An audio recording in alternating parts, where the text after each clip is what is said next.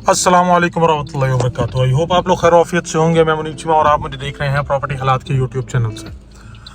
भाईजान इस टाइम मौजूद हूँ मार्गला एनक्लेव की साइड के ऊपर।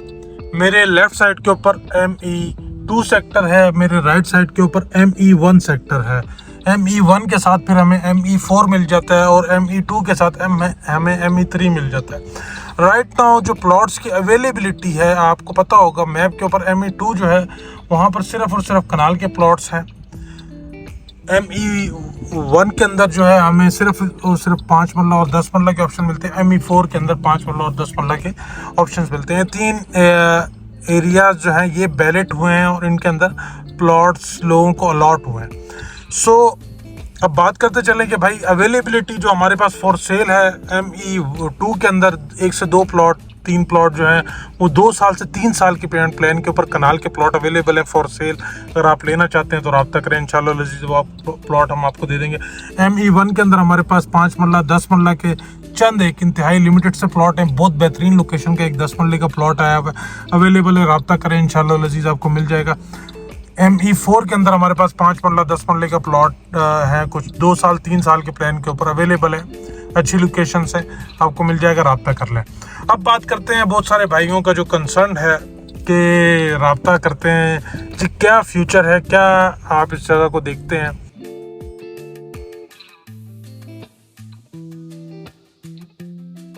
ये जो मैं आप ME1 है, ये सॉरी ME2 है, ये स्टार्ट है मार्गला एनक्लेव का और यहाँ से हार्डली हमें 5 से 7 मिनट की ड्राइव के ऊपर मैं इस्लामाबाद क्लब पहुँच जाऊँगा और उसके सामने सरीना होटल है। यानी कि one of the best access, one of the easy to के लोकेशन के हवाले से बेस्ट प्रोजेक्ट है।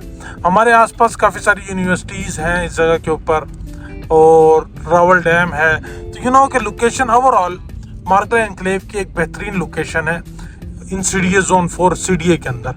और DHA और CDA का जॉइंट वेंचर है, तो एक इस ब्रांड नेम की वजह से, एक तो लोकेशन का है जो दूसरा ब्रांड नेम, तो दोनों की वजह से प्रोजेक्ट जो है ख़ुसूसी अहमियत का जो है वो हामिल है। सो फ्यूचर डेफिनेटली इसका अच्छा फ्यूचर है। लोगों को अच्छा लाइफ स्टाइल, अच्छी ज़िंदगी जो है वो यहाँ पर मिलेगी। इन्वेस्टर के लिए क्या है भाई, इन्वेस्टर के लिए क्या अपॉर्चुनिटी है, इन्वेस्टर के लिए क्या गेम है। तो सर बताता चलूँ, इस टाइम भी इन्वेस्टर जो है जिसने इन्वेस्टमेंट की है अभी तक, उसको उसकी अमाउंट के ऊपर एक बड़ा बेहतरीन जो है वो रिटर्न इस टाइम मिल रहा है। यानी कि 25 से 30% अराउंड, किसी को 35% 40% तक रिटर्न जो है विद इन 3 to 4 मंथ्स अगर मिल रहा है तो मैं समझता हूँ one of the best return. I think ये पाकिस्तान में ही मिलता है रियल इस्टेट के अंदर इतने टाइम में, बाकी दूसरे मुल्कों में शायद इतनी जल्दी ऐसा रिटर्न जो है इतनी आसानी से लोगों को ना मिलता हो। तो बात ऐसी है कि अब जो मेंबर जिसने प्लॉट लिया था इन्वेस्टमेंट के लिए, अगर वो एग्जिट करना चाहता है तो उसके लिए ये राइट टाइम है एग्जिट करना। क्योंकि ये जो डिमांड बनी हुई है, जो हाइप बनी हुई है, ये इसलिए बनी हुई है क्योंकि प्लॉट्स की अवेलेबिलिटी बड़ी कम है। DHA ने पूरे का पूरा मार्गला एनक्लेव बैलेट किया है, लेकिन उसमें से जो प्लॉट अलॉट हुए हैं वो सिर्फ इतने से हुए हैं, वो बहुत कम अलॉट हुए हैं। जब कम प्लॉट अलॉट हुए हैं, डेफिनेटली ख़रीदार ज़्यादा थे, प्लॉट लेने वाले लोग जो हैं वो ज़्यादा थे। तो इस टाइम कम प्लॉट्स के ऊपर ज़्यादा लोगों की नज़र है, तो जिस वजह से आपको एक हाइप की वजह से प्रॉफिट जो है वो मिल रहा है। जैसे ही DHA ने अपने दूसरे प्लॉट जो हैं उनकी इन्वेंट्री मार्केट में दी, प्लॉट की, और वो प्लॉट नेक्स्ट लोगों को अलॉट हुए, तो डेफिनेटली फिर बायर के पास भी मल्टीपल ऑप्शन हो जाएंगे और सेलर भी मल्टीपल हो जाएंगे। फिर आप यूँ देख सकते हैं आज बायर ज़्यादा हैं, कल बायर कम होंगे, प्लॉट ज़्यादा होंगे, तो फिर इसकी डिमांड जो है वो एक तो आपकी सस्टेन करेगी, एक कंसिस्टेंट उस तरीके से हाइप जो है ना, एक इन्फ्लेट उस तरीके से नहीं करेगी जिस तरह अभी कर रही है। एक वो एक कंसिस्टेंट अपनी लोकेशन के हवाले से, अपनी लैंड कैसी है, सॉलिड है, नॉन सॉलिड है, एक्सिस कैसा है, पास क्या है, उस हवाले से जो है वो चीज़ आपकी बिकेगी बाद में ना, स्पेशली मार्गला एनक्लेव के अंदर। तो इस टाइम आप जो लोग हैं जो एग्जिट लेना चाह रहे हैं उनके लिए इस टाइम अच्छा एग्जिट है, क्योंकि लोग मैप के ऊपर प्लॉट सेलेक्ट करते हैं और प्लॉट उनका जो है वो लोग उस हिसाब से चूज़ कर रहे हैं, मौके के ऊपर जगह जाकर नहीं देख रहे, प्लॉट की अवेलेबिलिटी कम है। और जैसे ही कल जब प्लॉट्स की अवेलेबिलिटी आएगी तो फिर डेफिनेटली चीज़ों में लोगों की एक पिक्चर ज़्यादा क्लियर होगी, ज़्यादा लोग अंडरस्टैंड कर, लोगों के पास ऑप्शन ज़्यादा होंगे, तो उस हवाले से फिर लोगों का एक डिफरेंट पर्सपेक्टिव होगा। तो रही ओवरऑल बात करें तो भाई अगर ये सारा एरिया एक टॉप नॉच इंफ्रास्ट्रक्चर यहाँ पे डेवलप हो जाए और इस तरीके जिस तरह DHA देता है तो डेफिनेटली लॉन्ग टर्म के अंदर ये प्रोजेक्ट्स अच्छे प्रोजेक्ट्स हैं, अच्छा बूम देंगे और बहुत अच्छा बूम देंगे लॉन्ग टर्म में रखने के लिए, लेकिन एटलीस्ट 5-6 साल। लेकिन जो इन्वेस्टर है जिसने 5 महीने 6 महीने साल के लिए जो चीज़ लेनी थी, उसके लिए मैं समझता हूँ कि अगर बेचने वाला है तो उसको अच्छा रिटर्न मिल रहा है इस टाइम, वो बेच के निकल जाए, और जिसने लॉन्ग टर्म होल्ड करना है वो डेफिनेटली इस टाइम परचेज कर ले।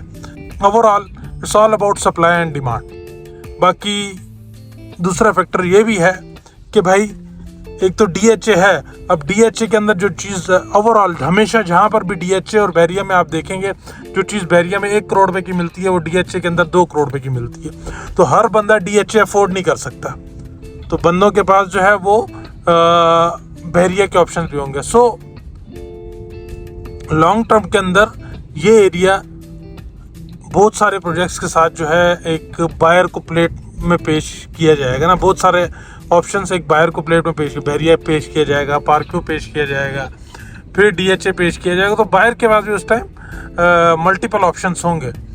सो ये डिफरेंट ओपिनियंस हैं, मार्केट सेंटिमेंट्स हैं, लेकिन ओवरऑल अगर ये बताता चलूँ कि इस टाइम जो प्लॉट निकले और जो शॉर्ट टर्म के लिए रखना चाह रहे थे, DHA अपनी प्राइस की फ्लक्चुएशन की वजह से भी जाना जाता है। इसके पीछे फंडामेंटल रीज़न मैंने आपको बता दिया है कि इसकी प्राइजेस में इतनी हाइप इस वजह से है क्योंकि अवेलेबिलिटी बड़ी कम है और प्लॉट अलॉट कम हुआ। सो इस वजह से डिमांड ज़्यादा है और प्रॉफिट भी ज़्यादा है और अवेलेबिलिटी कम है, तो दैट्स हाउ प्राइजेस जो है वो इंक्रीज़ हो रही हैं। तो जो मेंबर बेचना चाह रहे हैं, समझदार इन्वेस्टर, मैं समझता हूँ कि वो इस टाइम बेच के निकल जाए, वरना फिर चीज़ जो है वो लंबी होल्ड करनी पड़ सकती है। तो ये सिचुएशन है। मेरा नंबर आपकी स्क्रीन के ऊपर गिवन है। कोई बात डिस्कस करना चाह रहे हैं, कोई राय है, कोई प्लॉट बेचना चाह रहे हैं, रब्ता करें। I am here for your help. Thank you so much. Stay bless, अपना बहुत सारा ख्याल रखें। God bless you. अल्लाह कामयाब।